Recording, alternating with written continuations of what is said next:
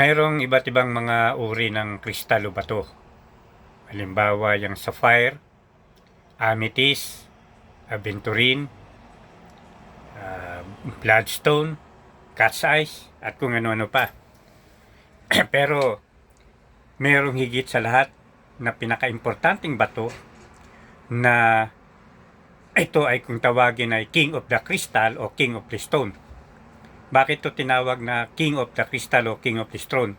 Sapagkat magbibigay ito para sa good luck, para sa lucky love, at para sa lucky wealth. Kaya pala tinatawag ito na King of the Crystal o King of the Stone sapagkat taglay-taglay na nito halos lahat, di ba? May kinalaman sa pagiging matagumpay, success, swerte, sa relasyon, at sa pagiging masagana sa buhay, ha? Para kamtan ang biyaya at pagpapalang material na bagay, ha? Salapi, ha? Kaya yan tinawag na King of Crystal o King of Stone. Alin itong bato na dapat po nating taglayin? Ito yung ito yung bato.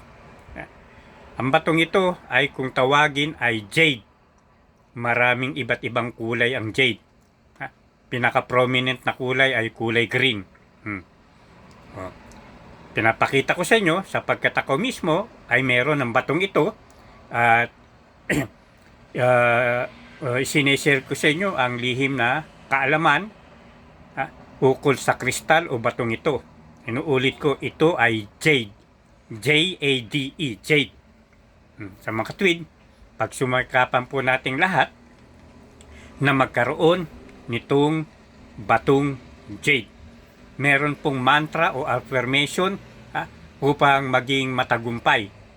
At makamtan natin yung good luck, lucky love, at lucky wealth.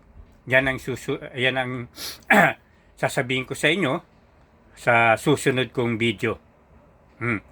Subscribes my YouTube channel, MS Nel, at my FB account, Seso Sadam Aglaon.